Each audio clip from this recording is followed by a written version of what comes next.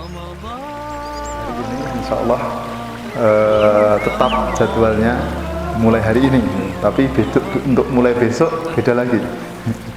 Karena saya untuk besok kayaknya mungkin kalau pagi nggak bisa gitu kan, karena saya ada kegiatan. Jadi besok pagi kayaknya saya belum sampai di sini.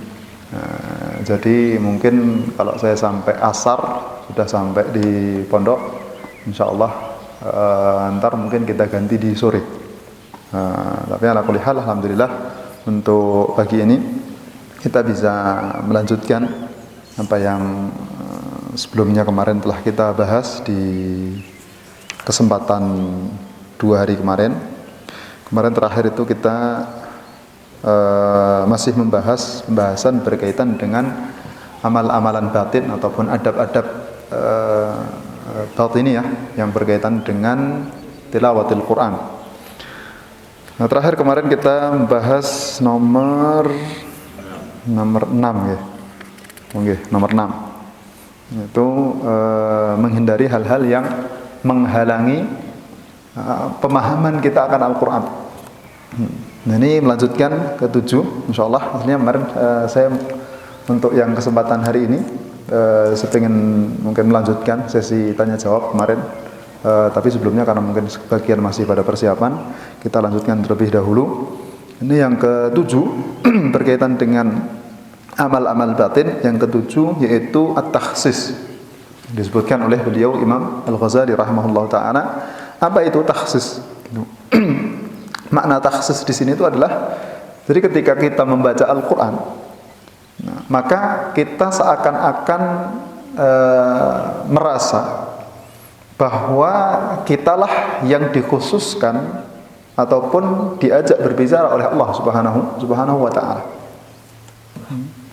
Dari sinilah kita bisa mengambil istilahnya, kalau sumpamanya kita membaca ayat menunjukkan akan perintah tertentu, berarti ini perintah ini untuk saya. Kalau ada larangan, nah berarti larangan tersebut juga larangan bagi saya. Nah, ini disebutkan oleh beliau. Maka beliau menyebutkan wa huwa an yuqaddara annahu al-maqsud bi kulli khitabin fil Qur'an. Jadi menjadikan dirinya itu seakan-akan dialah yang dimaksudkan dengan ataupun dimaksudkan ketika ada khitab-khitab dalam Al-Qur'an. Jadi setiap khitab yang Allah Subhanahu wa taala turunkan dan ditujukan kepada, kadang Allah Subhanahu wa taala memberikan khitabnya itu kepada kaum muslimin ataupun kepada manusia, kaum muslimin, ya ayyuhalladzina amanu. Kalau semuanya kepada manusia secara umum berarti ya ayyuhan nas. Ataupun mungkin kepada Nabi, ya ayuhan Nabi. Nah, ini yang kalau khitabnya ataupun arah pembicaraan tersebut itu ditujukan kepada kaum muslimin secara umum, jelas kita masuk dalam kategori tersebut. Ataupun ditujukan kepada manusia secara menyeluruh, otomatis kita juga masuk dalam kategori tersebut. Nah, ketika ditujukan kepada Rasul, nah ini yang menjadi perbedaan pendapat di kalangan para ulama. Apakah kaum muslimin umat Rasulullah SAW itu juga masuk dalam khitab tersebut, ataukah itu khusus untuk Nabi saja? Maka ada yang berpendapat umum, ada yang berpendapat yaitu khusus karena kan ditujukannya kepada Nabi. Nah, kemudian yang lain melihatnya adalah ya tergantung. Khitab tersebut itu apakah tujuannya untuk disyariatkan kepada umat seluruhnya atau khusus kepada Nabi. Karena ada beberapa hukum yang memang dikhususkan untuk para Nabi saja. Beberapa hukum yang dikhususkan oleh Allah Subhanahu wa taala untuk Rasulullah sallallahu alaihi wasallam. Yang lainnya tidak. Seperti kalau seumpamanya menikah lebih dari 4.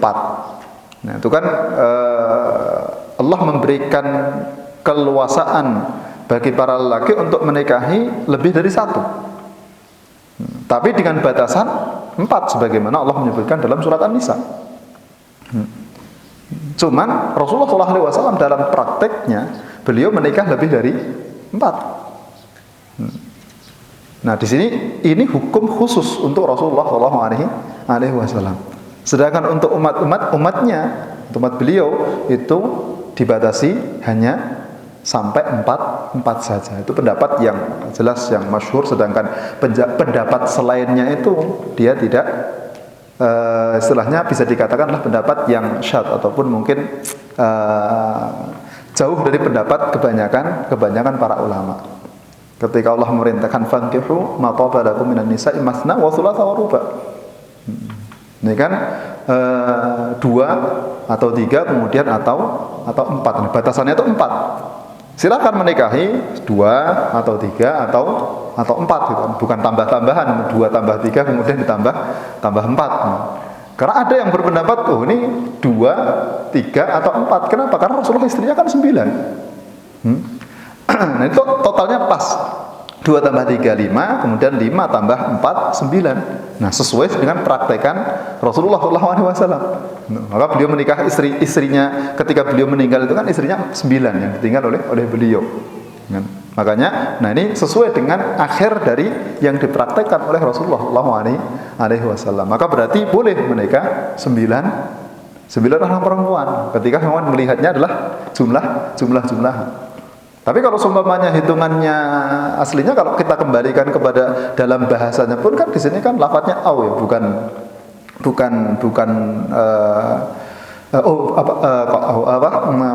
masdar wasulah sama rubah pakai waw ya. Pakai waw yang dalam bahasa Arab itu kan bisa tadi hitungannya itu ditambahkan 2 tambah 3 kemudian ditambah 4. Tapi kalau kita melihat kepada lafadz persatunya itu kan masdar itu kan 2. Kemudian sulas 3 kemudian rubah dia 4. Nah, kalau semuanya seperti itu berarti bukan 9, tapi totalnya adalah 18. Tapi kan kemudian mengatakan boleh menikahi 18 perempuan, kan nggak ada. Nah, jadi pendapat tersebut jauh daripada pendapat di kalangan para ulama yang menyebutkan bahwa yang namanya batasan itu tetap 4. Nah, kembali bahwa yang namanya hukum itu kadang ada hukum yang memang dikhususkan untuk Rasulullah SAW. Yang disebut sebagai khususiyah. Nah, sedangkan hukum-hukum yang lainnya, nah kadang diberikannya itu umum, walaupun mungkin khitabnya kepada Rasulullah SAW. Karena sebabnya bisa jadi karena Rasulullah SAW. Ketika seperti dalam surat At-Tahrim itu kan. Surat At-Tahrim ketika Rasulullah SAW beliau pernah karena beliau itu masuk ke rumah salah satu istrinya, kemudian ketika itu diberikan madu. Nah, dikasih minum madu, habis itu beliau minum madu. Nah, yang lain itu kan karena cemburu, ghirah, maka ada Ibunda Aisyah radhiyallahu taala anha itu istilahnya bersepakat sama salah satu dari istri beliau yang lainnya. Nah, untuk ntar kalau seumpamanya Rasulullah masuk ke rumah, nah bilang, kok saya dapati bau yang tidak menyenangkan, bau yang tidak sedap. Apakah engkau makan maghafir ya Rasulullah? Gitu. Maghafir itu nama tumbuhan, kan? Ataupun nama sebagian makanan yang baunya itu memang kurang enak. Nah, akhirnya iya ketika Rasulullah masuk, habis itu kemudian dikatakan seperti itu. Akhirnya beliau mengatakan ketika ditanya apakah engkau memakan maghafir, beliau katakan enggak, saya tadi ke tempatnya Zainab, habis itu saya dikasih madu. Terus ketika masuk lagi ke rumah istrinya yang lainnya sama, dikatakan ya Rasulullah, kok saya mendapatkan bau maghafir, apakah engkau makan maghafir? Beliau mengatakan enggak, saya tadi ke tempat Zainab, habis itu saya dikasih madu. Akhirnya setelah itu Rasulullah setelahnya sudah, saya ntar tidak bakal minum madu lagi. Maka seakan-akan beliau mengharamkan untuk dirinya sendiri. Maka Allah Subhanahu menurunkan surat At-Tahrim. Lima tuharrimu ma ahallallahu lak. Kenapa engkau mengharamkan apa yang Allah Subhanahu wa taala halalkan kepada engkau? Nah, ini kan walaupun khitabnya itu kepada Rasulullah SAW ketika itu, tapi hukumnya itu umum kepada seluruh umat Rasulullah SAW. Kenapa? Karena yang namanya mengharamkan yang dihalalkan ya nggak boleh. Sebagaimana istilahnya menghalalkan sesuatu yang diharamkan. Sesuatu yang sudah ada nasnya bahwa ini haram tidak boleh dihalalkan. Sesuatu yang dia itu halal tidak boleh diharamkan, karena ini kan merubah hukum Allah. Bahkan bisa kufur ketika seseorang itu dia meyakini sesuatu yang halal kok haram, ataupun meyakini sesuatu yang haram kok dia halal. Nah, ini kan bisa berbahaya untuk akidah yang dia miliki. Nah, jadi dalam kondisi tertentu itu walaupun khitabnya kepada Rasulullah, tapi secara hukum dia umum. Nah, kembali kepada yang ketujuh di sini yang disebutkan oleh beliau itu adalah kita ketika membaca Al-Quran kemudian mendapati khitab-khitab yang ada dalam Al-Quran ditujukan kepada siapapun itu, nah kita menganggap seakan-akan khitab tersebut itu kepada diri kita. Yang dari situ kita apakah sudah terlaksana atau belum? Ketika larangan berarti apakah sudah terhindari atau belum? Nah ini yang disebutkan oleh beliau berkaitan dengan adab yang ketujuh. Walaupun mungkin kadang khitab itu kan mungkin berkaitan dengan perintah Allah kepada Rasulullah untuk menyampaikan kepada orang-orang munafik. Nah, itu kan kita bisa mengambil faedah apakah kita masuk dalam kategori golongan orang munafik atau tidak. Jadi setiap ayat yang kita baca, benar kita bisa memposisikan diri kita untuk kita, apakah saya masuk dalam kategori tersebut atau tidak. Ini yang ketujuh. Kemudian yang selanjutnya, yang kedelapan yang disebutkan oleh beliau, yaitu ta'atsur. Apa itu ta'atsur? Menjadikan kondisi hati kita itu sesuai dengan apa yang kita baca. Jadi ta'atsur itu kan terpengaruh. Bahasa Arab, bahasa Indonesianya artinya ketika seorang dia muta'atsir dengan sesuatu berarti dia terpengaruh akan sesuatu. Nah, ini ketika kita membaca Al-Quran kemudian kita melewati ayat-ayat tertentu, ya kita mengkondisikan hati kita, mengkondisikan jiwa kita itu sesuai dengan apa yang kita baca. Kalau seumpamanya pas kita membaca tentang ayat-ayat yang menunjukkan akan kegembiraan, kemenangan kaum muslimin, kemudian ayat tentang surga, nah kita bisa bergembira. Tapi kalau semuanya kita melewati mungkin ayat azab, maka kita merasa takut kalau seumpamanya adab tersebut itu diturunkan kepada kita. Maka Rasulullah SAW termasuk yang beliau lakukan biasanya ketika beliau mengerjakan sholat kemudian membaca Al-Quran dalam sholat beliau itu, tidaklah beliau melewati satu ayat yang dia berkaitan dengan azab kecuali beliau memohon pertolongan kepada Allah supaya dihindarkan. Memohon kepada Allah supaya dihindarkan dari azab tersebut. Dan tidaklah melewati suatu ayat yang dia berbicara berkaitan dengan masalah kenikmatan, entah surga ataupun mungkin kemenangan dan lain sebagainya, kecuali Rasulullah SAW meminta kepada Allah akan nikmat tersebut. Dari sini kita bisa menyesuaikan. Makanya pentingnya ketika seumpamanya pas ketika membaca Al-Quran itu, walaupun kita membacanya dengan nada tertentu ya kan, nada itu kan ada naik turunnya kan, nah ada naik turunnya. Nah dalam ketika semuanya membaca ayat Al-Quran yang dengan nada naik turunnya itu kan harus pas, harus pas menyesuaikan dengan apa? Menyesuaikan dengan ayat yang dibaca. Kalau semuanya membaca ayat berkaitan dengan azab tapi mungkin nadanya adalah nada riang gembira, kan nggak pas. Masa kita membaca ayat berkaitan dengan azab tapi malah kita istilahnya secara nada itu nada yang menunjukkan bahwa kita itu senang. Kan kalau dalam makomat, yang kalau belajar makomat itu, kalau yang belajar qiraat itu kan ada makomatnya. Nah itu walaupun ini diperselisihkan ya di kalangan para ulama apakah masyru' ataukah boleh mempelajari makomat atau tidak. Tapi kita tidak membahas itu. Yang kita bahas adalah berkaitan dengan irama nada.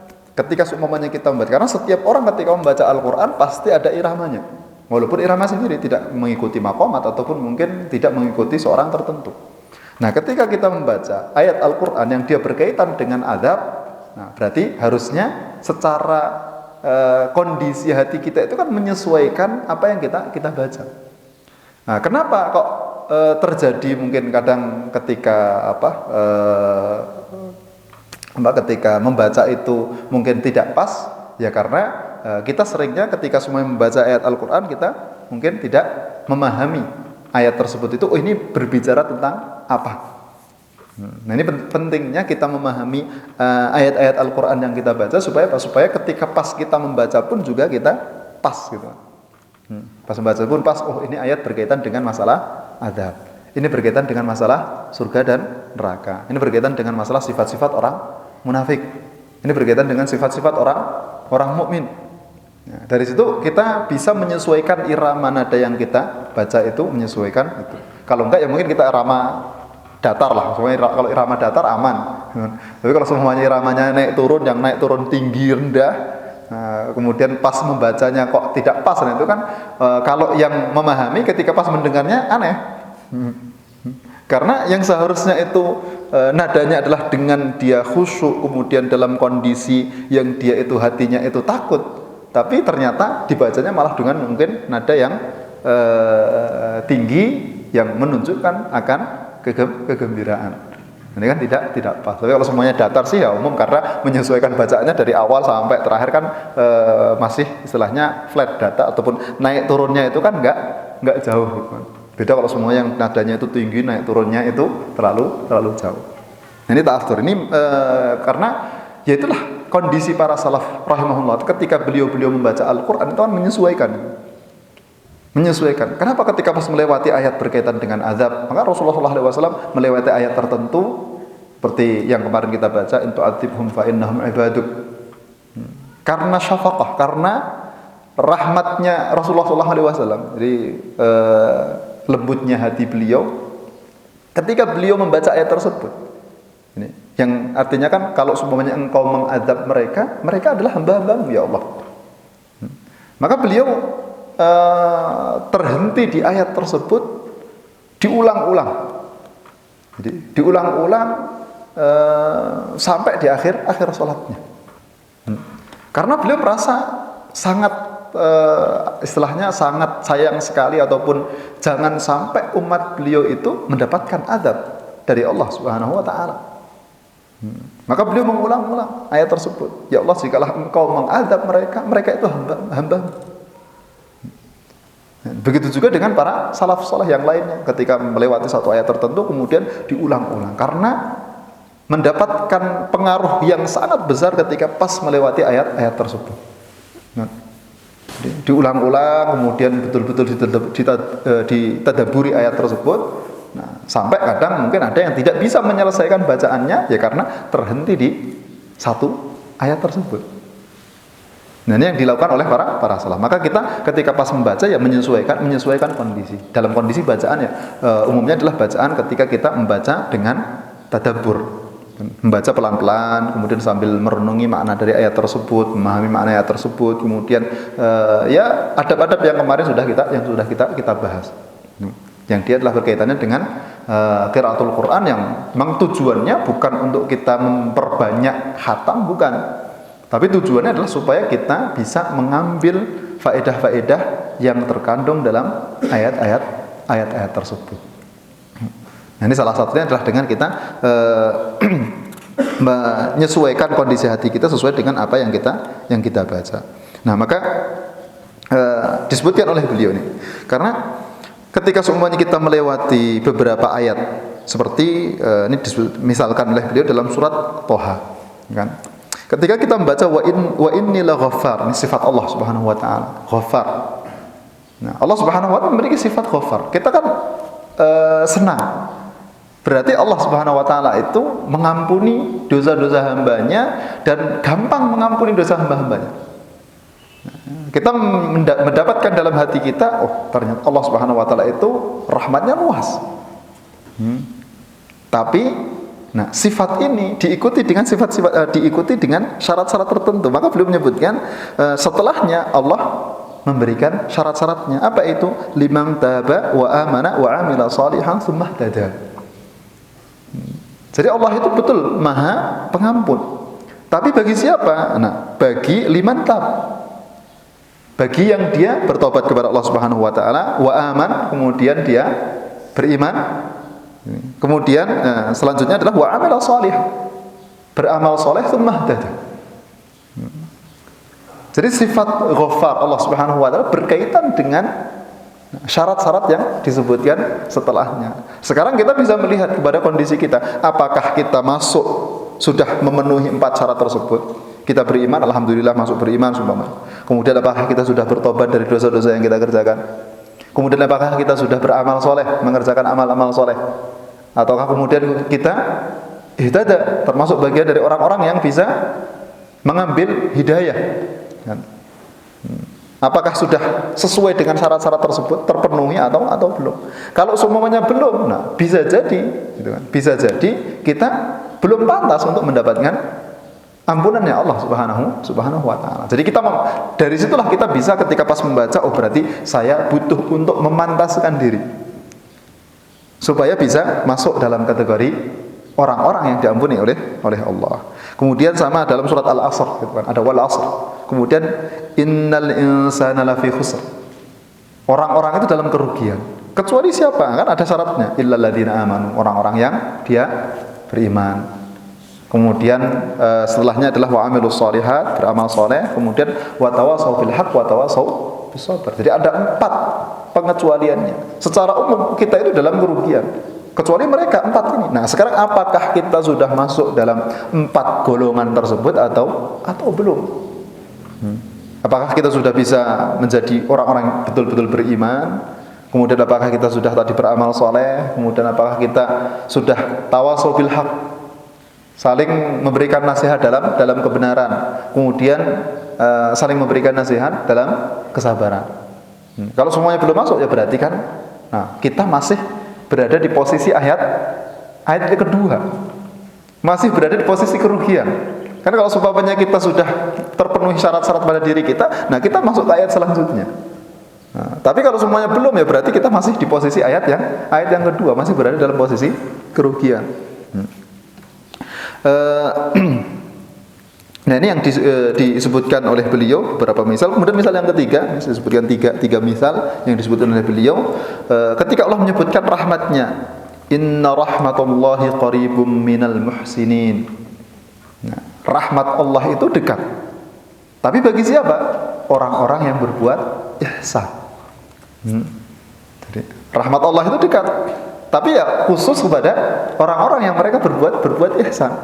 Kalau nah sekarang apakah kita ini sudah masuk dalam kategori al-muhsinin, orang-orang yang berbuat ihsan atau belum? Kalau seumpamanya ternyata kita belum masuk dalam kategori orang yang berbuat ihsan, ya berarti nah, bisa jadi rahmat Allah itu bisa jadi mungkin masih jauh dari kita. Kenapa? Karena kita bukan orang-orang yang berbuat ihsan.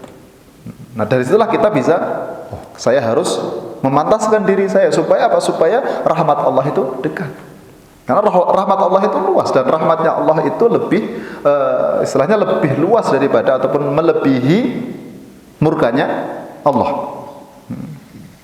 Tapi ada sebagian hamba-hamba Allah yang memang mereka berhaknya ataupun pantasnya untuk dimurkai. Ada bagian dari hamba-hamba Allah yang mereka pantasnya adalah untuk dirahmati. Nah, maka tergantung kondisi kita, apakah kita masuk di golongan yang pertama, waliyadzubillah, ataupun masuk di golongan yang kedua. Nah, syaratnya apa? Kita berbuat ihsan. Yang disebutkan oleh Rasulullah SAW itu kan salah satu ataupun makna dari ihsan itu sendiri kan, anta abudullah ka'annaka tarahu fa illam takun tarahu fa innahu yarak. Engkau beribadah kepada Allah seakan-akan engkau melihatnya, dan jika engkau tidak bisa melihatnya, maka beribadahlah seakan-akan Allah Subhanahu wa taala itu melihat ibadah-ibadahmu. Ini kan derajat ihsan. Nah, supaya ketika seumpamanya kita, apakah dalam ibadah kita itu kita masih terpaksa, pas mengerjakan puasa mungkin masih terlalu berat untuk mengerjakan puasa, terpaksa untuk mengerjakan puasa. Kenapa? Karena ya orang-orang pada mengerjakan puasa, masa kita nggak mengerjakan puasa? Atau ketika pas kita diminta untuk mengerjakan sholat, kita mengerjakan sholatnya masih berat, masih malas-malasan. Yang padahal ketika orang yang dia mengerjakan sholat dalam kondisi malas ataupun dia malas untuk beranjak mengerjakan sholat, dan itu kan termasuk sifat orang-orang munafik. Jadi ketika mereka mendirikan sholat, nah, tujuannya untuk mura'atun nas, supaya mendapatkan perhatian dari orang-orang, kemudian mereka pun dalam kondisi yang malas, karena memang tujuannya bukan karena Allah Subhanahu wa taala, bukan atas dasar dari hati mereka, tapi tujuannya supaya dilihat oleh orang-orang ini loh, orang-orang ini itu mereka masuk dalam golongan orang-orang muslim. Kenapa? Karena mereka sama-sama mengerjakan sholat di masjid. Supaya apa? Supaya tidak mendapatkan madharat, supaya masih bisa mendapatkan maslahat yang didapatkan oleh kaum muslimin. Ini kan termasuk sifat orang-orang. Makanya kalau semuanya kita dalam beribadah masih berat, kemudian masih sulit, nah, berarti kan kita masih belum bisa masuk dalam kategori ihsan. Ketika kita beribadah kepada Allah itu karena apa? Karena seakan-akan kita melihat Allah. Ataupun minimalnya adalah kita itu ketika beribadah karena Allah Subhanahu wa taala mengawasi kita. Kalau kita bekerja saja, kalau kita bekerja kemudian diawasi sama bos, itu kan tetap kerjaannya mesti tidak sembarangan. Kita mengerjakannya, kita usahakan dikerjakan dengan sebaik-baiknya. Ini di dunia. Yang kita bermuamalah antara kita dengan makhluk. Muamalah antara makhluk dengan makhluk. Nah, bagaimana dengan muamalah makhluk dengan Khalik yang tentunya harus lebih. Kalau kita merasa bahwa Allah itu melihat setiap perbuatan yang kita kerjakan, maka bagaimana kita dalam berbuat sesuatu itu ya bagaimana kita maksimalkan untuk kita jadikan yang terbaik. Kemudian yang selanjutnya termasuk adab yang disebutkan oleh beliau adalah at-taraqi. Taraqi itu meningkat, naik derajat. Nah, apa sih yang dimaksudkan oleh beliau? Taraqi itu yaitu ketika kita membaca Al-Quran, yang kita dengar itu kan suara kita. Ketika pas kita membaca Al-Quran, yang kita dengar itu kan suara kita. Nah, apa yang dimaksudkan sebagai at-taraqi tersebut itu? Nah, beliau mengibaratkan, kalau semuanya kita membaca Al-Quran yang kita dengar adalah suara kita, bagaimana kita bisa menaikkan level? Ketika pas kita membaca Al-Quran itu bagaimana seakan-akan kita mendengarnya langsung dari Rasulullah SAW sebagai utusan Allah yang memang dipilih untuk menerima Al-Quran tersebut. Kan para sahabat mengambil Al-Qurannya dari Rasulullah, musyafahatan. Dari lisan beliau disampaikan kepada para sahabat. Jadi para sahabat mendengarkan langsung Al-Quran itu dari Rasulullah SAW. Nah, maka kalau semuanya pas kita membaca Al-Quran, yang kita dengar adalah suara kita, maksudnya dimaksud oleh beliau, kita menaikkan derajat kita. Coba kita menganggap seakan-akan yang kita dengar ini adalah ucapan Rasulullah SAW.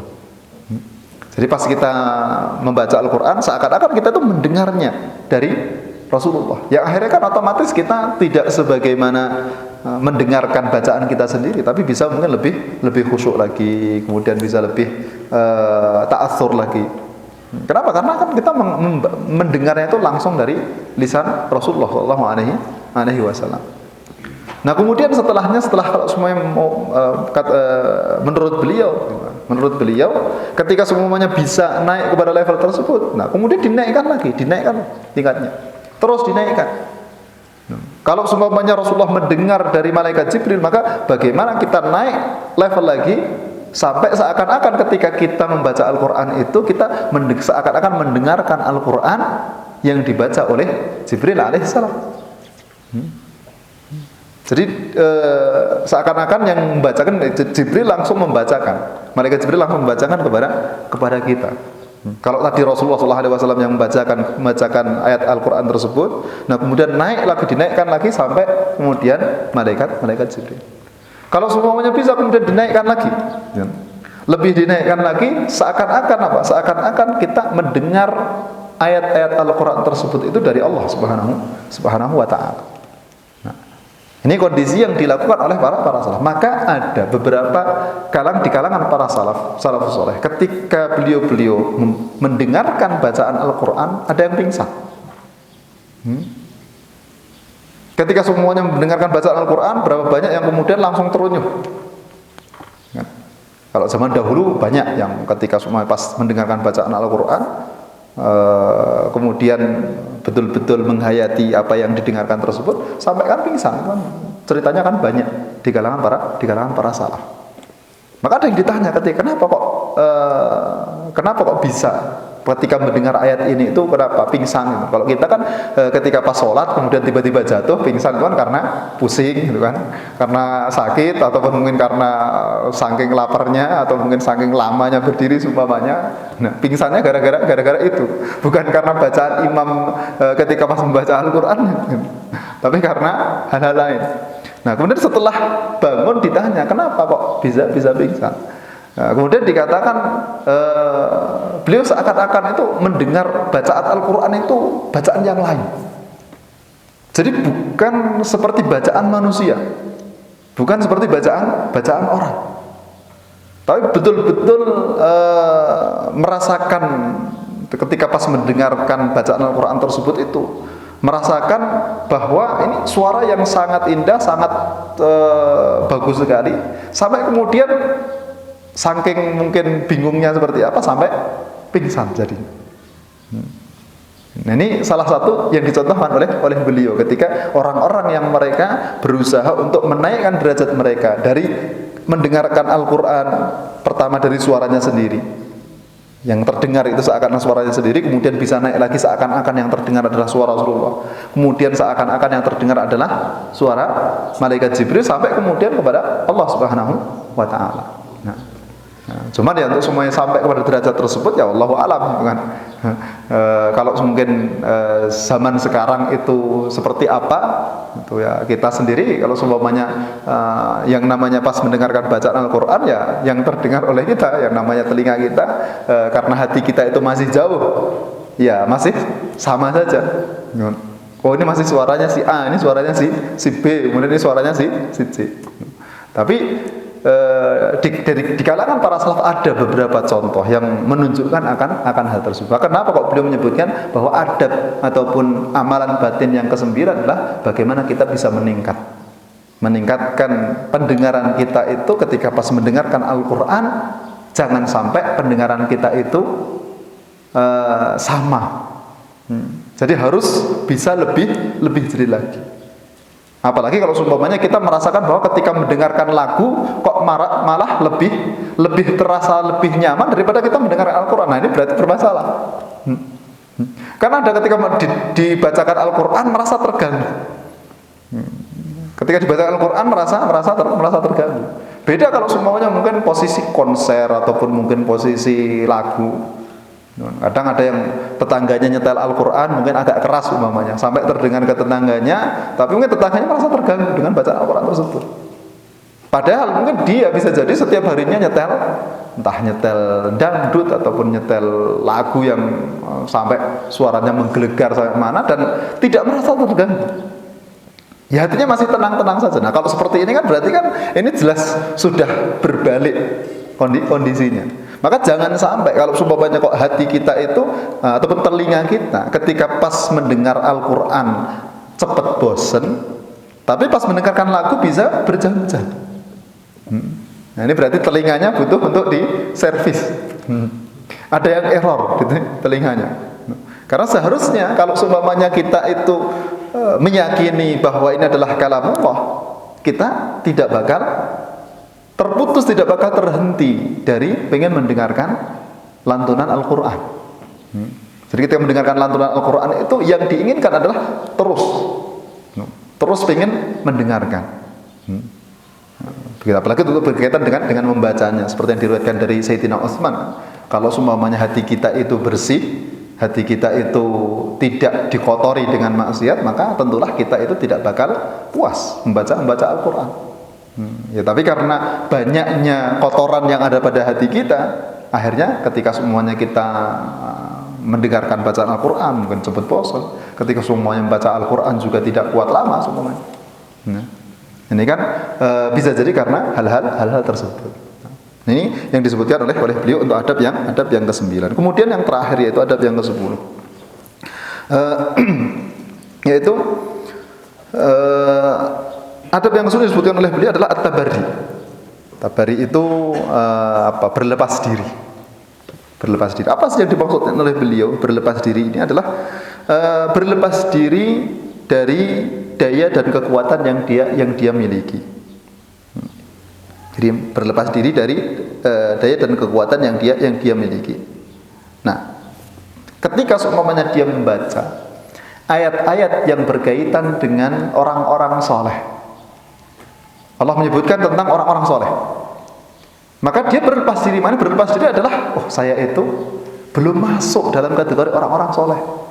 Saya belum masuk dalam yang disebutkan dalam ayat-ayat tersebut. Allah memberikan fadilah, keutamaan kepada ini, si A, B, C, dan seterusnya. Saya masih jauh.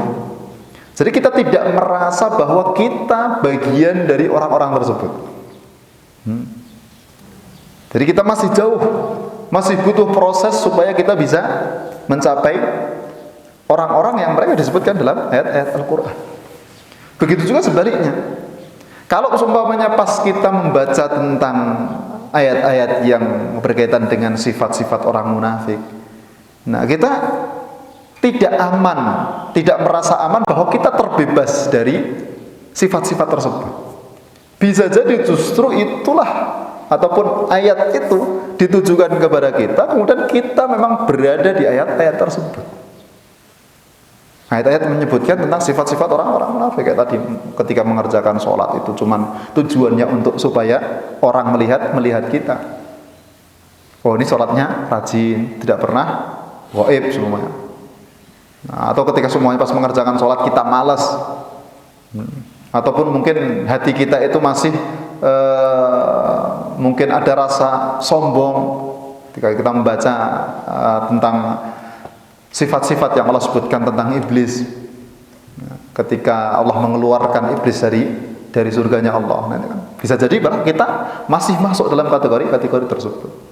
Jadi jangan dengan itu kita bisa lebih merasa banyak taksirnya, merasa banyak kurangnya. Kalau kita masih terus merasa kurang, dari situlah kita akan berusaha untuk meningkatkan diri kita supaya kita menjadi bagian dari orang-orang yang disebutkan oleh Allah, disebutkan orang-orang soleh. Ya, kita berusaha untuk menjadi orang yang soleh. Belum bisa menjadi orang yang soleh, setidaknya kita menjadi orang-orang yang mereka mencintai orang soleh.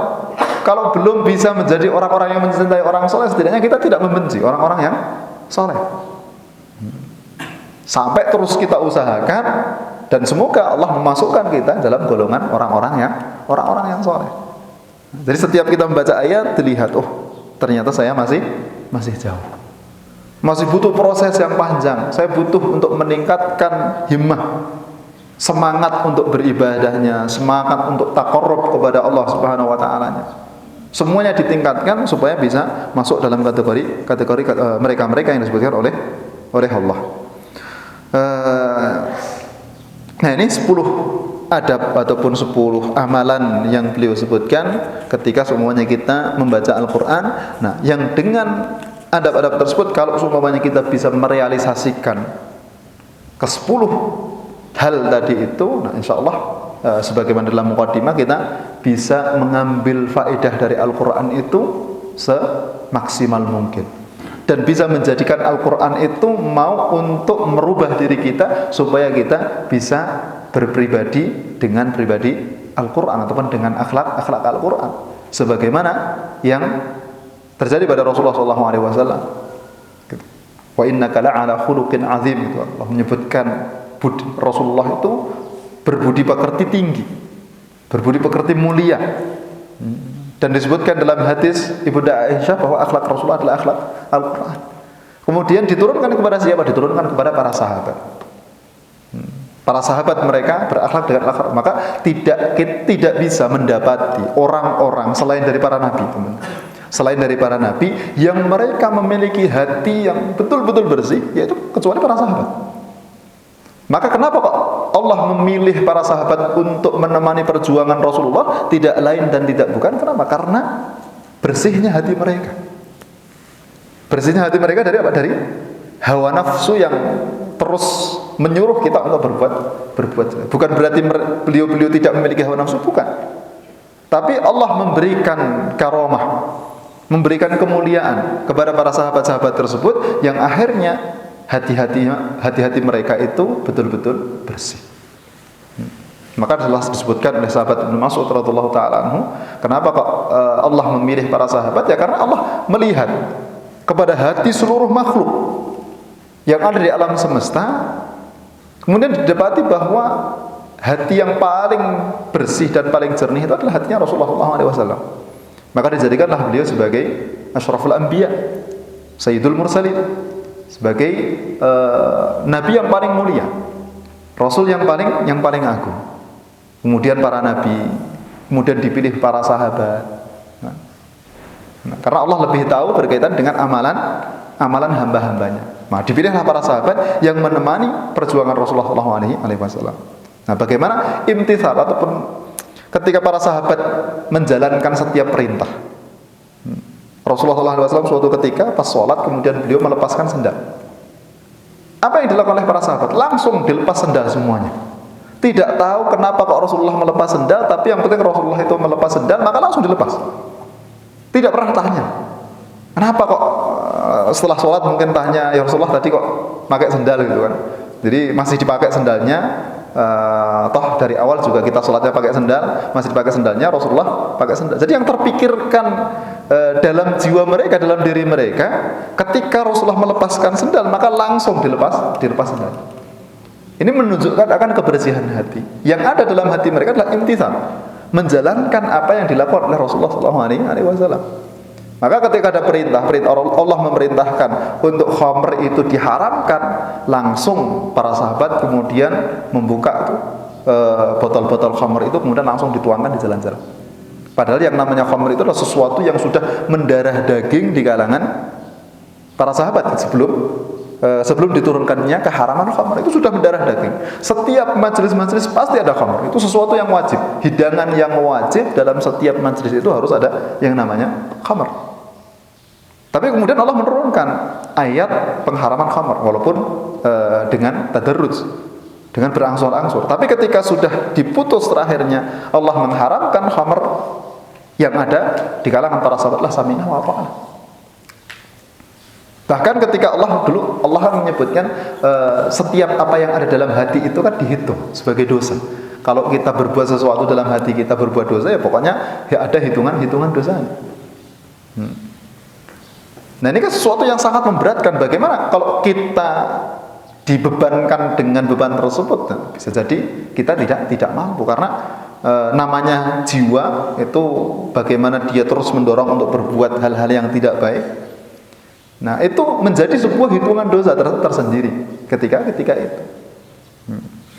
Tapi apa yang dilakukan oleh para sahabat? Rasulullah SAW memerintahkan, sudah itu perintah Allah, maka katakanlah, kita mendengar dan kita taat. Akhirnya diturunkanlah akhir surat Al-Baqarah. Ketika Allah menyebutkan tentang la yukallifullahu nafsan illa wus'aha. Tapi sebelumnya para sahabat mengatakan apa? Sami'na wa ata'na. Kita mendengar kemudian kita taat, dia sudah pasrah kepada perintah Allah dan perintah Rasul. Karena yang ada dalam hati mereka bagaimana menjalankan setiap apa yang disyariatkan itu, dan tidak perlu kemudian nanya ini kenapa kok seperti ini, kenapa kok seperti ini. Kadang kita masih tawar menawar gitu kan, masih bisa ditawar lagi atau tidak. Nah, begitu juga ketika pas diharamkannya emas. Maka semuanya langsung melepas, yang membawa emas dilepas oleh para sahabat. Dilepas kemudian ya sudah ditinggalkan. Kenapa? Karena diharamkan ketika itu.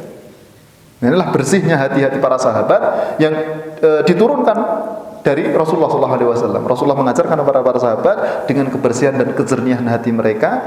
Nah, salah satunya adalah karena Al-Quran diturunkan di antara mereka.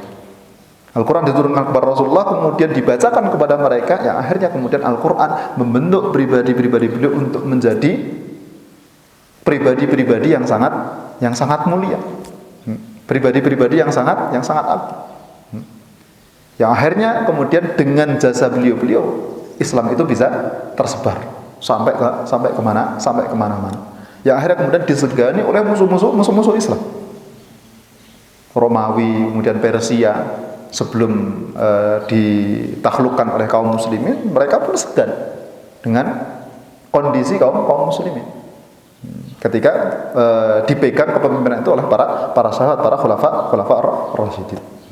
Nah, ini mari sama-sama kita bisa mengambil manfaat dari 10 amalan ataupun 10 adab yang disebutkan oleh beliau. Ya, kita berusaha semaksimal mungkin semampunya. Berusaha semampunya.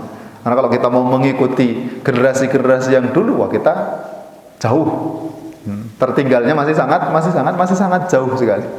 Kalau semuanya kita mau mengejar mereka, walaupun kita diberikan fadilah oleh Rasulullah SAW, orang yang berada di akhir zaman itu ketika beramal, mereka amalannya itu 50 kali dari pahala para sahabat. 50 kali pahala para sahabat. Maka ketika para sahabat akan nanya, Rasulullah menyebutkan akan ada datang suatu kaum yang mereka akan beramal dengan satu amalan, tapi mereka akan mendapatkan pahala 50. Wah, para sahabat kan kok enak. Ini beramal, satu kali amal dapat pahalanya 50. Kemudian minhum au minna ya Rasulullah. 50 itu 50 dari mereka atau dari kita. Kemudian bal minkum. Tapi dari kalian. Kenapa? Karena beda kondisinya. Dalam riwayat yang lain disebutkan orang yang dia iltizam kepada din itu di akhir zaman sebagaimana kalau qabid ala jamar, sebagaimana seorang orang yang dia memegang bara api.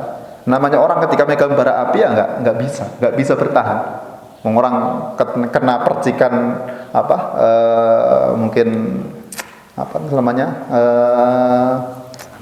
apa ya bahasa Indonesia apa sih? Mowo. Bahasa Jawanya kan itu percikan kecil saja itu langsung terasa gitu. Apalagi ini dia memegang bara api. Maka kondisi orang yang dia iltizam kepada agamanya di akhir zaman seakan-akan dia memegang bara api. Dari situlah maka Allah memberikan fadilah kepada umat ini yang dia bisa bertahan, bisa menjalankan syariat-syariat Allah, maka dia diberikan pahala 50. Nah, dari sini bukan berarti kemudian kita itu langsung bisa menyaingi para sahabat, bukan. Jadi debu yang menempel di sepatu mereka, nah itu bisa jadi lebih mulia daripada amalan daripada kita, gitu kan. Kenapa? Karena debu tersebut ini debu yang memang menempel kepada beliau karena beliau memperjuangkan agama Allah di awal-awal Islam. Kemudian membantu dakwah Rasulullah SAW. Maka orang yang datang setelah sahabat itu tidak bakal mungkin bisa menyamai sahabat. Tidak bakal mungkin. Kenapa? Karena beliau menjadi seorang sahabat saja itu sudah tidak bisa disaingi. Jadi salah seorang, walaupun mungkin para sahabat berbeda-beda, ada orang yang awam di kalangan para sahabat. Jadi biasa saja. Ada orang yang dia mungkin orang-orang soleh dari kalangan para sahabat. Kemudian ada para ulamanya di kalangan para sahabat. Tapi kalau kita mau menyaingi dengan berbagai macam fadilah yang mungkin kita miliki, terus untuk mau disandingkan dengan fadilah yang dimiliki oleh para sahabat, tetap tidak bisa. Kenapa? Karena beliau menjadi seorang sahabat saja itu sudah tidak bisa tertandingi. Maka ada fadilah di kalangan para sahabat. Salah satu fadilahnya adalah dia menjadi seorang sahabat. Karena dengan dia menjadi seorang sahabat Rasulullah SAW, maka dia memperbanyak jumlah kaum muslim. Jadi memperbanyak jumlah kaum muslimin saja ketika pas itu di awal-awal Islam itu adalah sebuah fadilah yang besar. Dengan sedikitnya kaum muslimin, orang-orang itu banyak menentang dakwah Islam, orang-orang kafir. Dengan beliau masuk Islam, maka berarti menambah jumlah kaum muslimin. Beliau menambah jumlah kaum muslimin itu adalah sebuah fadilah yang sangat besar yang tidak bisa dilakukan oleh orang-orang yang datang setelah beliau. Ini kenapa kok para sahabat, para ulama sepakat bahwa yang para sahabat itu adil. Tidak ada orang para sahabat kok kemudian dikatakan bahwa beliau seorang yang fasik, tidak. Maka tetap dikatakan bahwa beliau adalah orang yang adil. Ketika meriwayatkan hadis, siapa yang meriwayatkan seorang sahabat itu sudah selesai. Tanpa perlu dilihat lagi bagaimana kondisi beliau. Berbeda dengan generasi-generasi setelahnya, ketika meriwayatkan hadis ya dilihat dulu apakah ini orangnya adil, apakah kemudian memiliki dhabat atau tidak. Nah, baru kemudian bisa dihukumi hadisnya ini apakah sahih atau tidak sahih. Tapi kalau yang meriwayatkan para sahabat, siapa yang ini, si fulan ini siapa? Dia adalah seorang sahabat Rasulullah SAW. Sudah selesai urusannya. Tidak perlu dilihat lagi. Kenapa? Karena fadilah yang Allah Subhanahu wa taala berikan kepada mereka, belum lagi Allah meridai mereka dan beliau-beliau pun juga ridha kepada Allah Subhanahu wa taala. Nah ini tapi setidaknya ya walaupun kita tidak bisa sampai kepada generasi-generasi dari kalangan para salafus saleh, tapi kita bisa tasyabbuh. Minimal itu ya kita ngikut-ngikut lah. Kita seakan-akan ya istilahnya ikut-ikut supaya kita memiripkan diri kita seperti beliau-beliau yang sudah berlalu. Walaupun tetap masih jauh. Sama kan kalau semuanya ada orang dia senang pemain bola kan. Ketika dia main bolanya pun sama, sesuai di gayanya pun dimiripkan sama orang yang disenangi. Ini kan disebut sebagai tasyabuh. Menyerupai supaya dianggap ini ternyata menyerupai dengan si A, ini menyerupai dengan si B. Nah, kita kalau semuanya pingin seperti halnya generasi-generasi awal dari umat ini, ya berarti bagaimana kita tasyabuh kepada mereka. Kita menyerupai apa-apa yang dilakukan oleh para sahabat-sahabat tersebut. Ini yang kita bahas pada kesempatan kali ini. Selanjutnya insyaallah kita lanjutkan untuk sesi tanya jawab, karena tadi aslinya dari awal itu pengennya kita lanjutkan sesi kemarin tanya jawab. Terus kemudian kita bahas paling mungkin satu atau dua. Ini kalau ada pertanyaan, kalau semuanya tidak ada, alhamdulillah. Ada yang bertanya kan?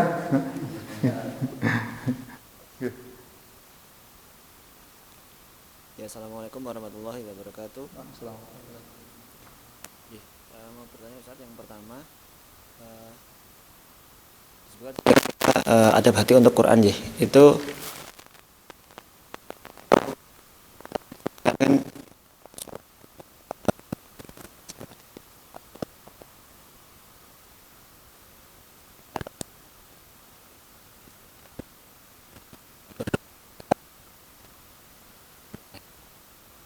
itu.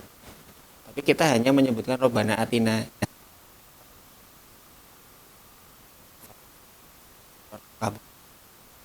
Yang pertama, yang kedua, tadi kan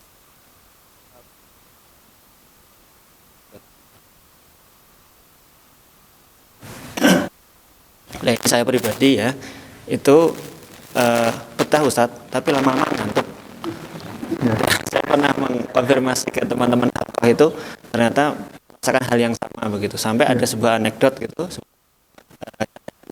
nggak bisa tidur, ngaji dulu biar bisa ngantuk. Seperti apakah bagaimana menyikapi hal tersebut begitu? Assalamualaikum warahmatullahi wabarakatuh. Assalamualaikum.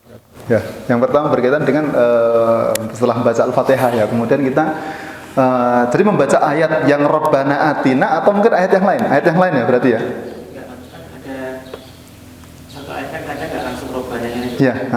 Itu kan ada awal ayat dulu. Ya, awal ayat, habis itu kemudian tentang menyebutkan tentang ini. Habis itu kemudian kita minta kepada Allah Subhanahu wa taala. Tidak masalah aslinya gitu. Yang penting kita ketika semuanya meminta itu adalah kita tidak kita sambung dengan ayat. Jadi kita selesaikan bacaan ayat tersebut, habis itu baru kemudian selesai sampai kemudian di akhir ayat baru kemudian kita memohon kepada Allah. Apa isi dari ayat tersebut? Kalau semuanya ternyata berkaitan dengan adab, ya berarti kita isti'adzah, memohon supaya kita dihindarkan dari azab yang disebutkan dalam ayat tersebut. Jadi tidak kita potong di tengah, tidak, tapi kita ketika pas membaca itu ya kita baca, selesaikan bacaan kita sampai kemudian di akhir ayat. Kemudian kalau semuanya kita memohon kepada Allah, ya kita memohon sesuai dengan apa yang ada di dalam ayat tersebut. Isinya apa ayat tersebut berkaitan dengan ini, berarti ya Allah saya memohon kepada Engkau apa yang Engkau sebutkan dalam ayat-ayat. Nah, itu jadi setiap di akhir ayatnya, supaya bacaan Al-Qur'annya tetap sempurna, tidak terputus di pertengahan, tetap sempurna sampai akhir ayat, baru kemudian kita bisa mohon kepada Allah. Nah, kemudian yang kedua, kalau semuanya kita membaca Al-Qur'an tapi ngantuk, mendengarkan bacaan Al-Qur'an kemudian ngantuk, nah itu apakah itu juga termasuk sesuatu yang jelek ataukah seperti apa? Nah, jadi kalau kita mendengarkan Al-Qur'an kemudian kita ngantuk, itu wajar. Itu sesuatu yang wajar. Kenapa? Karena setelah diteliti, ini termasuk bagian dari ijazul ilmi, disebutkan oleh Syekhuna Abdul Wazid Az-Zindani rahimahullah taala. Beliau menyebutkan dalam penelitian beliau bersama dengan beberapa tim itu, jadi Al-Qur'an itu ketika dibacakan kepada sesuatu ataupun pada diri kita, maka sel-sel yang ada dalam diri kita itu menjadi tenang. Jadi sel-sel yang ada pada dalam diri kita itu menjadi tenang. Maka kenapa kok ketika seseorang dia mendengarkan lantunan bacaan Al-Quran bisa ngantuk? Salah satu kenapa? Karena sel-sel yang ada dalam tubuh itu dia menjadi rileks. Ketika dia rileks, maka yang muncul adalah ngantuk. Beda kalau semua orang dalam kondisi takut, itu kan yang namanya orang dalam kondisi takut ya susah untuk tidur. Tapi kalau dalam kondisi rileks ya gampang ngantuk. Nah, karena terpengaruh oleh bacaan Al-Quran tersebut, yang kemudian sel-sel itu berubah menjadi sel yang dia itu pergerakannya itu jadi rileks, maka akhirnya kemudian muncul rasa ngantuk. Itu yang diteliti oleh beliau. Jadi kenapa kok ketika orang mendengarkan Al-Quran kemudian dia bisa ngantuk. Jadi itu bukan sesuatu yang dia tercela. Ketika semuanya kita mendengarkan Al-Quran kok ngantuk, nah, ini berarti ada jinnya. Jadi bukan. Karena memang secara ijazul ilmi, setelah diteliti ternyata Al-Quran itu bisa menjadikan orang tenang. Maka kalau bahkan orang-orang yang dia belum pernah mendengar Al-Quran semuanya, orang-orang kafir kan pernah ada beberapa percobaan ya, yang dilakukan oleh teman-teman di Eropa atau mungkin di Amerika, kan? Para pendakwah di sana itu biasanya kan pakai headset itu, kemudian coba nih orang yang dia baru datang ini dengarkan ini apa. Kan berapa banyak orang yang dia pertama kali kemudian mendengarkan langsung terenyuh. Dia nggak tahu kalau semuanya disetarkan tersebut ternyata adalah Al-Quran. Tapi dia baru ketika pertama kali mendengar langsung kemudian bisa terenyuh dengan bacaan tersebut. Ya kenapa? Karena itu adalah kalamullah, firman Allah Subhanahu wa taala, yang dia bisa memberikan pengaruh kepada hati kita. Dengan syarat tadi, kalau memang hati kita itu betul-betul hati yang bersih, insyaallah pengaruhnya pun juga akan semakin besar. Allah taala. Jadi insyaallah tidak masalah, bukan sesuatu yang tercela, bukan, tapi adalah sesuatu yang dia itu normal. Allah. Oke. Yang lain? Ya.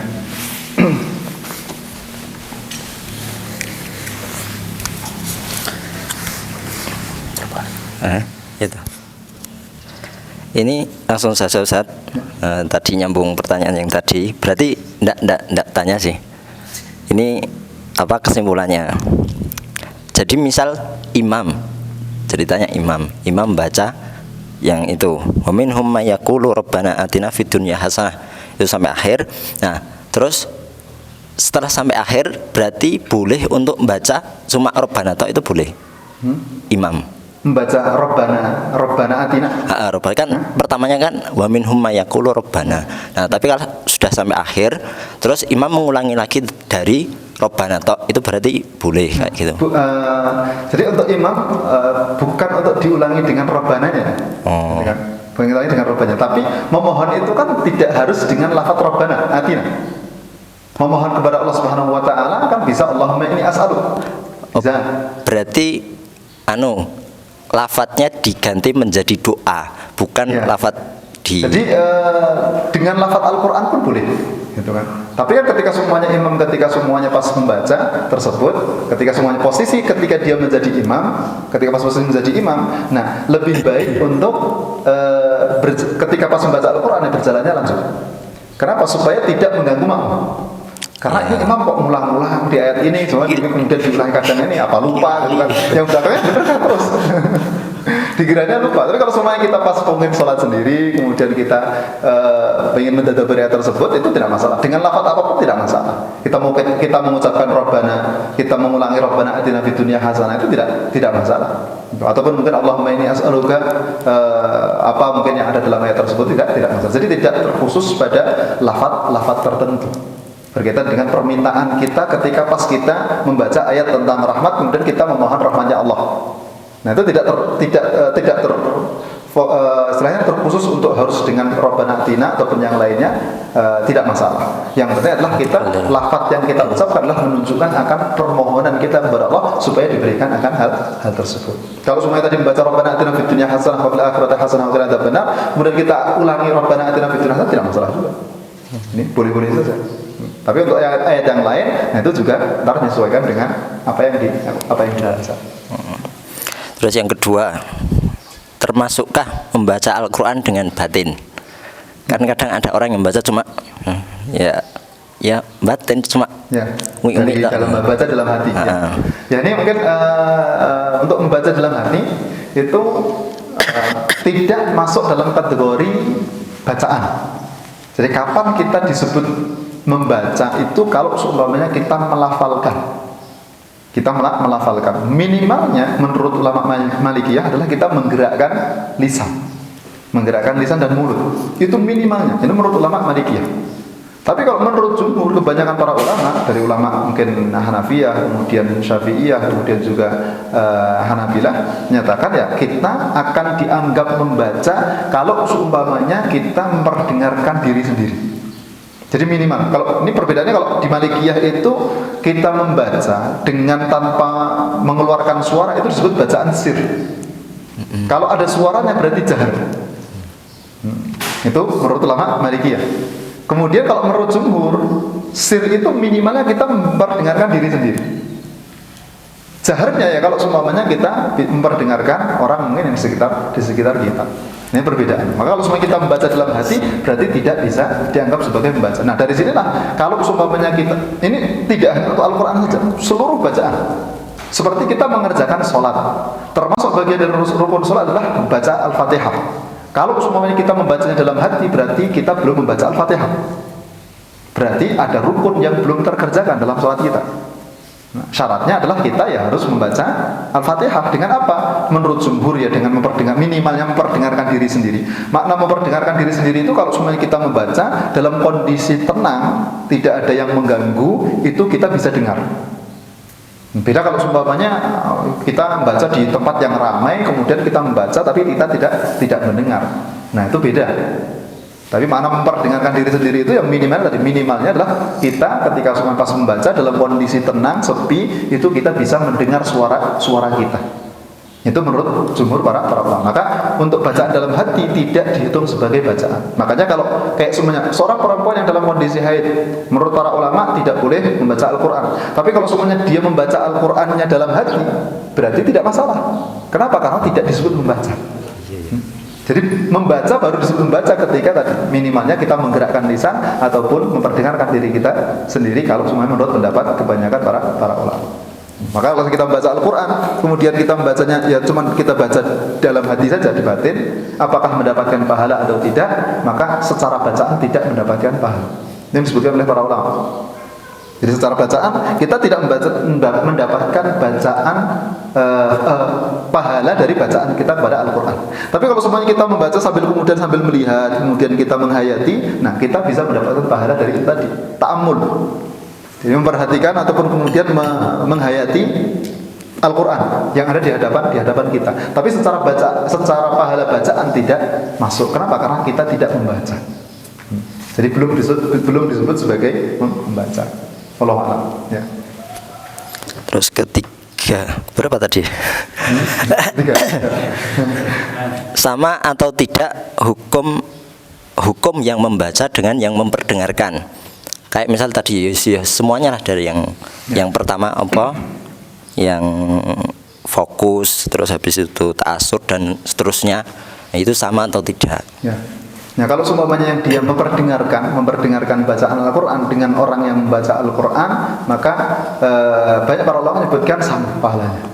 Jadi Jadi ada orang baca kemudian kita betul-betul istimak, betul-betul memperdengarkan. Jadi fokus lah, fokus mendengarkan. Beda kalau semuanya kita kadang mungkin fokus kita hilang, kemudian ya lewat begitu saja, berarti kan bagian tersebut kita tidak dianggap. Tapi kalau semuanya memperhatikan, betul-betul memperhatikan setiap apa yang dibaca, nah itu disebutkan oleh para ulama, dia bisa mendapatkan fadilah yang sama sebagaimana orang yang membaca Al-Qur'an. Tapi mungkin kalau kita lihat secara amalannya yang satu kemudian dia membaca dan dia mendengarkan, yang satu hanya mendengarkan saja. Nah, secara amalan bisa jadi yang membaca dia lebih afdal. Kenapa? Karena dia mengeluarkan tenaga lebih. Satu, dia membaca, kemudian mengeluarkan tenaga lebih, kemudian dia juga mendengarkan juga. Karena dalam sebuah hadis disebutkan ajruki ala qadri nasabik. Pahalamu itu sesuai dengan kadar tingkat susah payahnya. Orang yang dia mendengarkan atau memperdengarkan Al-Quran itu kan secara istilahnya masyaqqah itu lebih ringan daripada yang dia membaca. Tapi banyak para ulama menyebutkan bahwa orang yang dia memperdengarkan Al-Quran maka seakan-akan dia membaca Al-Quran. Jadi secara fadilah bisa jadi memiliki fadilah yang sama, tapi untuk yang ini dia memiliki fadilah yang lebih dari sisi yang lain. Jadi mungkin melihatnya adalah dari sisi amalan ini lebih afdal, tapi mungkin dari sisi dia berkaitan dengan Al-Qur'annya, memperdengarkan atau memperhatikannya bisa jadi mungkin sama. Wallahu a'lam. Ya. Oh, ini lanjutannya yang tadi. Ya. Nah, itu kalau pahalanya. Nah, kalau hitungan dosanya, misal kita dengar bacaan iki kok ketahuan iki kurang ini nah. Ya. Itu apa ya? Sama juga atau gimana? Ya, kalau tadi berkaitan dengan fadilahnya, sekarang dosanya apakah ntar kita juga ikut dapatnya? Enggak. Itu kalau semua berkaitan dengan dosa kan ya, wala taziru wazratu wisra ukhra kan. Jadi kita tidak akan menanggung dosa yang dilakukan oleh orang. Jadi kalau semuanya ada orang yang dia membacanya kok tidak benar, kemudian salah, ya kita tidak mendapatkan dosa dari bacaan yang salah tersebut. Gitu kan. Makanya kenapa kok dalam sholat, ketika imam membaca bacaan yang salah, kita tidak wajib membenarkan. Jadi membenarkan imam yang bacaannya salah itu bukan suatu kewajiban. Kalau semuanya ada yang mungkin salah, nah ini bukan menjadi kewajiban dalam sholat kita. Tapi adalah bagian dari mustahabat, hal-hal yang disunahkan ketika mengerjakan sholat. Ya, kecuali kalau semuanya mungkin berkaitan ayat-ayat yang mungkin seharusnya seharusnya berkaitan dengan sifat-sifat Allah yang maknanya itu sangat parah lah. Kalau maknanya sangat parah ya tetap hendaknya dibenarkan karena ini berkaitan dengan sifat-sifat Allah. Tapi kalau secara umum, secara hukum global, para ulama menyebutkan membenarkan bacaan imam yang salah itu bukan sesuatu yang wajib. Beda dengan bacaan Al-Fatihah. Kalau bacaan Al-Fatihah, nah itu harus dibenarkan. Kenapa? Karena Al-Fatihah itu rukun. Sedangkan untuk bacaan Al-Quran yang surat selain Al-Fatihah, dia kan tidak masuk dalam kategori rukun. Makanya ketika salah pun juga tidak masalah, tidak mempengaruhi sah tidaknya sholat yang dikerjakan. Ya. Terus, dosa atau tidak ketika kita membaca Al-Quran tanpa tajwid dan tahsin? Ya, tanpa tajwid kemudian dan tahsin. Kalau seumpamanya keluar dari kadar minimalnya, iya berdosa. Kadar minimal tajwidnya yang seharusnya seumpamanya kita itu yang disebut oleh para ulama adalah lahan jadi. Lahannya itu yang betul-betul parah. Makanya di sini dia berdosa karena tidak membaca Al-Quran sesuai dengan yang seharusnya. Tapi kalau semuanya berkaitan dengan tambahannya, seperti mungkin sifat-sifat huruf, sifatnya kurang, seharusnya jahar, mungkin tidak dijaharkan, kemudian seharusnya hamas, kemudian tidak dilakukan. Nah kalau berkaitan dengan sifat-sifatnya, tapi kan lahannya kan sedikit ringan lah istilahnya, dan secara bacaan pun dianggap bacaan tersebut itu sah, maka di sini tidak masalah. Tapi kalau semuanya sampai parah, gitu kan? Kemudian kita bacanya seharusnya idhar, kemudian kok diidghamkan, kemudian seharusnya idgham diidharkan. Nah ini kalau semuanya dia sudah mengetahui akan hal tersebut, ya ini dia bisa berdosa. Kenapa? Karena dia membaca Al-Quran tidak sesuai dengan yang diperintahkan. Membaca Al-Quran karena membaca Al-Quran dengan tajwid itu termasuk bagian dari kewajiban dalam membaca Al-Quran. Nah, ini pentingnya belajar tajwid supaya kita ketika pas membaca Al-Quran ya membaca Al-Quran sebagaimana disebutkan. Kan sebutkan dalam wal akhdhu bit tajwid hatmun lazim. Kan? Jadi mempelajari tajwid itu suatu keharusan bagi orang yang dia akan membaca Al-Quran. Nah, kalau semuanya kita tidak sesuai dengan tajwidnya yang seharusnya, maka kita bisa berdosa. Tapi kalau semuanya tajwid yang sifatnya kan, tajwid itu kan ada maratib juga. Ada tajwid dasar yang kalau semuanya kita tidak menguasai di situ, akhirnya bacaan kita pun juga rusak. Ada mungkin yang dia sifatnya adalah tajwid yang dia tambahan tadi kayak berkaitan dengan sifat-sifat huruf. Tapi secara kalau kaitan dengan makhraj itu kan kalau semuanya kita salah makhraj bisa merubah makna. Kalau sampai merubah makna, nah ini yang dia tidak boleh. Tapi kalau semuanya tidak sampai merubah makna, ini tidak masalah. Karena dia masih dihitung sebagai istilahnya kalau semuanya tidak pas betul itu dan tidak merubah makna, itu masih dimaafkan. Tapi kalau sampai merubah makna, ya berarti di sini dia harus menyesuaikan sesuai dengan makhrajnya. Allah a'lam. Terakhir. Ta'asur, tentang ta'asur. Ta'asur beda paham. Misal yang imam membaca ayat tentang adab, takut akan diadab. Salah. Imam membaca ayat tentang nikmat, merasa tidak wah iki aku jauh gitu ya. Sehingga sedih nadanya ya. Nah sedangkan makmum iki senang karena dia ada berita tentang nikmat. Nah, gimana itu ya. Berarti beda ta'athur itu apakah kemudian istilahnya bagaimana apakah boleh atau tidak atau kata tercela atau tidak masalah. Beda ta'athur itu kan kembali kepada dari sisi mana kita melihatnya. Kalau makanya kayak tadi ada membaca ayat tentang nikmat. Tapi ternyata kita merasa bahwa kita tuh muqassir, ini saya susah nih untuk mendapatkan nikmat ini. Karena saya masih jauh. Tapi yang lain mendapat kabar gembira dari Allah Subhanahu mengabarkan kepada kita, insya Allah orang-orang kaum muslimin semuanya akan masuk surga semuanya. Akhirnya bergembira. Nah, yang satu itu berarti apa? Yang satu melihatnya adalah dengan khauf. Yang satunya dia melihatnya dengan raja. Makanya tidak masalah walaupun berbeda cara pandangnya. Yang penting jangan sampai kalau semuanya sesuatu yang mungkin seharusnya itu mungkin dilihatnya dari sisi yang sama, tapi kemudian dilihatnya dari sisi yang berbeda. Seperti kalau semuanya ayat adab. Kalau semuanya ayat adab, kemudian yang satu merasa takut, yang satu merasa senang, ini kan nggak bisa dibenarkan. Kok bisa kemudian dia merasa adabnya adab yang mungkin bisa diturunkan kepada kaum muslim. Tapi mungkin kalau semuanya dia merasa senangnya, Allah mengadab orang-orang kafir semuanya.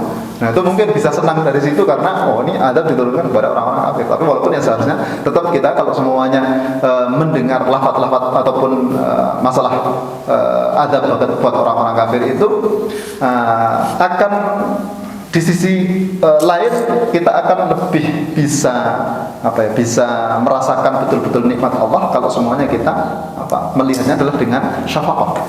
Melihatnya dengan kasihan orang-orang mereka yang tidak beriman kan kasihan.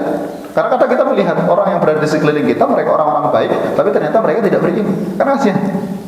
Beda kalau semuanya kita senang, nih orang-orang walaupun mereka baik tapi ntar kapok nih, kan? Kasihan.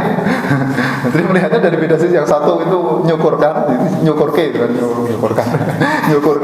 yang kemudian yang kedua melihatnya kan kasihan. Kenapa ini sudah berbuat baik kepada saya, masa dia ntar hasil akhirnya kok seperti itu. Nah dari situ kita bisa lebih tergerak hati kita untuk bagaimana menarik dia supaya dia mendapatkan hidayah. Tapi kalau tadi yang memang bisa dilihat dari berbagai macam sisi, ya tidak masalah karena tetap kondisi kita itu, hati kita itu tetap pas. Walaupun yang satu senang, yang satu tidak, yang satu senang, yang satu sedih karena melihatnya dari sisi yang berbeda. Wallahu a'lam. Yang lain cukup? Ya.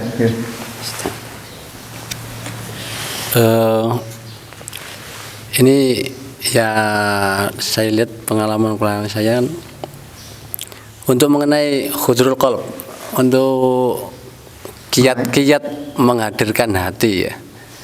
terutama pada kita-kita yang lemah dalam bahasa Arab, ya baik itu ya kayak anak-anak atau orang tua yang lainnya lah. Intinya itu apakah ada kiat-kiat tahapan-tahapan biar kita waktu membaca Quran itu bisa menghadirkan hati itu? Ya. Ya, kalau untuk menghadirkan hati yang pertama jelas adalah kita ketika membaca Al-Quran itu fokus.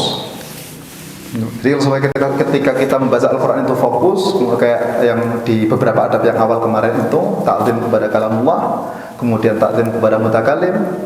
Nah, kemudian kita itu fokus dalam membaca Al-Quran, walaupun mungkin kita kurang memahami makna dari apa yang kita baca, insya Allah hati kita itu masih tetap bersamaan dengan bacaan yang kita baca. Jadi insya Allah masih tetap bersama, karena hadirnya hati itu kan bedanya hati dia hadir dan hadir itu kan ketika semuanya kita pas membaca itu ya sekedar membaca saja tapi tidak fokus kepada apa yang kita baca. Tapi kalau semuanya kita fokus, insya Allah hati kita bisa hadir ketika pas kita membaca, walaupun mungkin kita kurang memahami, oh ini maknanya apa gitu.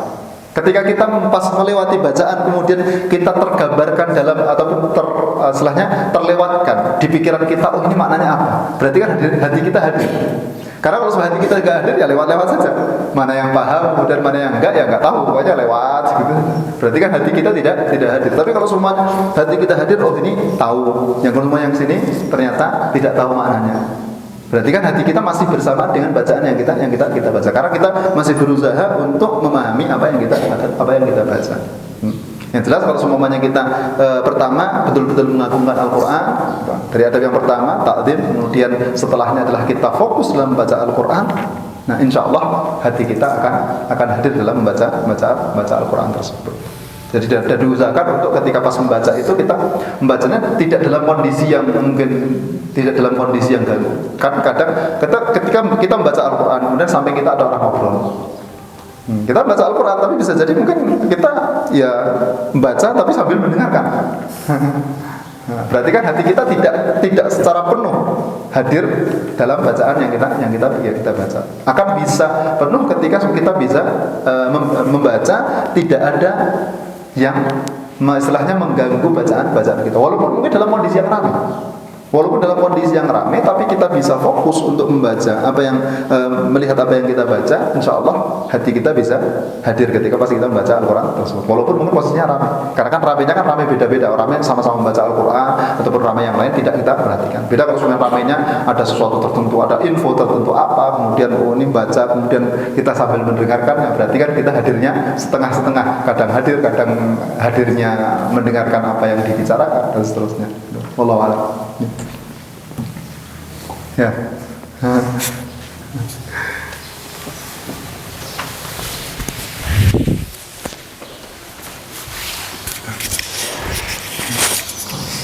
Ustaz mau tanya. Halo. Hah? Oh ya udah. Gini aja Ustaz, suaranya juga kencang. Ya. Kalau kita baca Al-Quran itu misalnya buat orang tua yang sudah nggak ada, itu orang tua kita khususkan atau bagaimana Ustaz? Itu pertama. Terus yang kedua, ada guru, ada orang tua kan gitu kan. Guru ini ngajarin Al-Fatihah atau ngajarin surat Al-Baqarah, ngajarin cara baca Al-Quran, tapi orang tuanya belum sempat ngajarin. Nah itu bagaimana porsinya? Yang mendapat pahala gurunya terus atau orang tuanya juga tetap dapat gitu kan? Ya. Ini apa nih? Saya taruh di atas karena di atas telinga sudah sakit. Pertama berkaitan dengan membaca Al-Quran untuk orang yang sudah meninggal ya. Untuk orang tua kita ataupun mungkin untuk kakek nenek yang sudah meninggal. Bagaimana ini kan aslinya kembali kepada perbedaan pendapat di kalangan para ulama, apakah sampai atau tidak kan? Amal ibadah yang kita kerjakan kemudian kita hadiahkan. Sebagian berpendapat sampai. Nah, bagaimana kalau semuanya kita pengen menghadiahkan bacaan ataupun amal ibadah yang kita kerjakan? Ya sudah, berarti kita meniatkan ketika pas kita mau melakukan ibadah tersebut, ini saya niatkan untuk si A. Ini saya niatkan untuk si A. Walaupun ini juga didiskusikan oleh para ulama, karena yang mengatakan tidak sampai, ini belum dapat pahala, kok sudah dihadiahkan? Kan baru mau belum dapat pahala, belum dimiliki pahala.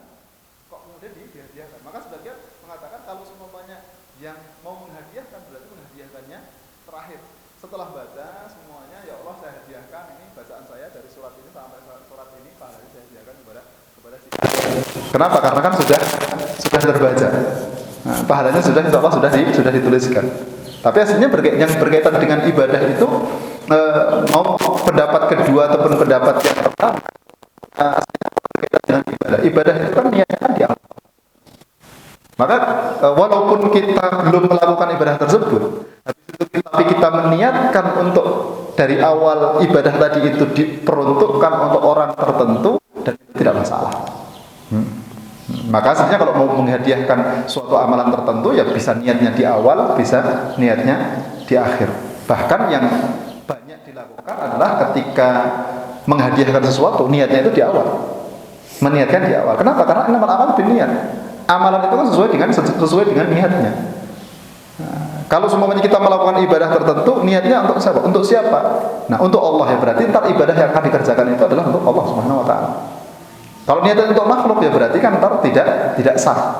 Maka kalau kita ingin menghadiahkan dari awal kita meniatkan ini saya membaca, tapi niatannya adalah untuk si fulan, si A. Ini yang membedakan. Beda dengan yang namanya barang. Kalau barang mau kita berikan kepada orang lain sebelum kita miliki ya nggak bisa diberikan. Tapi kan yang pendapat kedua melihatnya adalah istilahnya kayak menganggap seakan-akan bahwa yang namanya ibadah itu seperti sebuah barang yang dimiliki. Kalau kita belum melakukan ibadah tersebut berarti pahalanya belum kita dapatkan. Kalau belum kita dapatkan berarti belum bisa dihadiahkan. Itu kan sama seperti barang. Yang namanya pahala itu kan beda. Yang namanya ibadah itu beda. Maka innamal a'malu binniyat. Yang namanya ibadah niatnya masih di awal. Dan apa yang kita kerjakan setelahnya akan sesuai dengan niat yang di awal tersebut. Karena tetap jadi tidak bisa disamakan antara barang, kepemilikan barang dengan yang berkaitan dengan namanya ibadah. Maka kalau semuanya kita mau menghadiahkan amal ibadah tertentu kepada seseorang, ya berarti kita meniatkan di awal kita saya membaca ini tapi pahalanya untuk si fulan. Baru kemudian kita mulai membaca. Gitu. Itu yang pertama tadi. Kemudian yang kedua tadi apa ya? Fatihah. Al-Fatihah. Al-Fatihah. Oh iya, jariah untuk Al-Fatihah. Yang mengajari Al-Fatihah, yang mengajari anak-anak kita Al-Fatihah adalah guru-gurunya. Kita belum sempat untuk mengajarkan Al-Fatihah kepada mereka. Pahala jariahnya kepada siapa? Kalau kita menyekolahkan anak kita, gitu kan, kita ikut andil dalam memberikan pendidikan kepada anak kita karena kita yang memfasilitasi juga. Siapa yang masukkan ke sekolah kita? Nah, berkaitan dengan pahala jariahnya setiap huruf-hurufnya, apakah kita juga mendapatkan atau tidak? Insya Allah kemuliaan Allah itu luas. Jadi yang secara zahirnya mendapatkan siapa? Gurunya, karena guru yang mengajarkan secara langsung. Tapi kita juga ikut andil untuk mendidik anak tersebut supaya dia bisa belajar Al-Fatihah. Kita motivasi dia untuk berangkat ke TPA, kita masukkan dia mungkin ke sekolah tertentu, kemudian di sekolah dia diajarkan. Sebagaimana disebutkan dalam sebuah hadis kan, man jahaza ghaziyan faqad ghaza.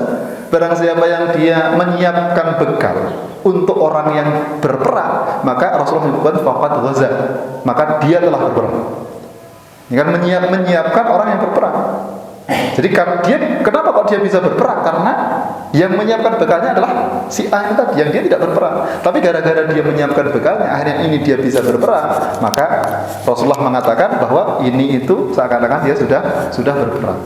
Jadi mendapatkan fadilah seperti hanya orang yang dia berperang sungguhan.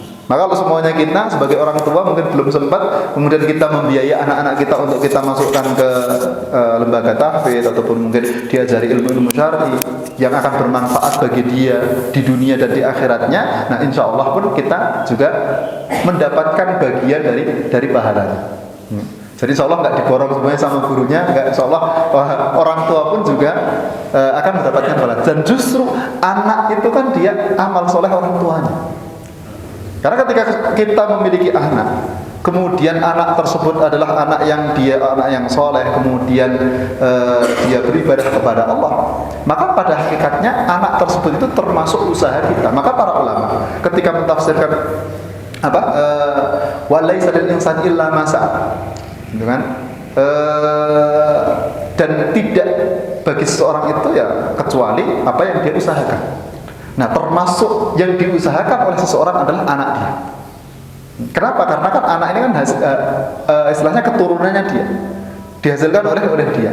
Maka kadang seorang orang tua diberikan kemuliaan di akhirat, padahal dia nggak tahu amalan apa yang saya kerjakan, saya tidak melakukan apa-apa. Ternyata anaknya melakukan suatu kemuliaan, kemudian Allah memberikan kemuliaan kepada orang tuanya. Jadi seolah orang tua pun masih mendapatkan dengan syarat apa ya, dia ketika melakukan hal tersebut semuanya ikhlas lillahi ta'ala, kemudian memang meniatkan untuk Allah Subhanahu wa taala, karena mungkin belum bisa mengajari anaknya sendiri secara langsung, karena bisa jadi mungkin karena si kesibukan, ataupun mungkin karena mungkin belum bisa dan lain sebagainya. Kemudian ya sudah, ini dititipkan ataupun diajarkan kepada orang. Insya Allah orang tua pun masih tetap mendapatkan pahalanya. Sebagaimana yang tadi hadis yang saya sebutkan di awal tadi, orang yang dia menyiapkan orang berperang maka dia sudah berperang. Allah Taala alam. Ya. Ya. Apa bedanya dengan bacaan tadi yang dihadirkan dengan Allah? Kalau kita cukupkan dengan hanya mendoakan orang tua, Ya. maka itu tidak sama kecukupannya. Maka harus kita mengamalkan sesuatu yang pahalanya kita berikan. Dan seakan-akan mungkin pahala kita sendiri aja mungkin belum cukup. Ya. Maka tidak cukup dengan kita mendoakan, itu sudah sama kedudukannya. Misalnya mohonkan ampunan orang tua kita yang sudah meninggal, di situ memberikan tempat yang nyaman di surga, itu apakah sudah cukup kedudukannya ataukah memang berbeda? Itu untuk yang para ulama yang berpendapat bahwa amalan ibadah yang dihadiahkan itu tidak sampai, yang dimasyhurkan adalah doa, karena doa ini amalan yang disepakati oleh para ulama. Jadi ada dua amalan. Satu amalan pertama doa. Doa itu sepakat dalam para ulama ijma. Tidak ada perbedaan pendapat orang yang dia mendoakan orang tertentu, doa tersebut sampai dan bermanfaat bagi orang yang dituju. Yang kedua adalah sedekah. Yang kedua sedekah. Jadi kalau semuanya ada orang sedekah, maka kemudian sedekah tersebut itu akan sampai kepada orang yang diniatkan tersebut. Tapi yang pertama jelas disepakati adalah yang pertama tadi, berkaitan dengan masalah doa. Nah, dari sini apakah doa itu sudah cukup? Cukup. Kita mendoakan orang yang sudah meninggal ataupun siapapun yang kita doakan itu dengan doa yang kita kerjakan, insya Allah itu sudah cukup. Cuman kadang orang, saya kok cuma mendoakan tok, kayaknya kok mungkin ada yang kurang, supaya yaudah saya tak menghadiahkan bagian dari amal sedekah sendiri, maka saya kok melakukan hal tersebut kemudian dihadiahkan, supaya seakan-akan memang orang tua tadi melakukan hal yang sama. Tapi secara umum doa itu sudah cukup. Ketika semuanya kita mendoakan kepada orang tua kita, mendoakan orang lain yang dia sudah meninggal, ataupun bahkan mungkin yang dia belum meninggal, itu adalah sesuatu yang sangat besar. Nah, maka tadi para ulama yang mengatakan tidak sampai berpendapat juga tadi, amalan kita itu masih banyak kurangnya.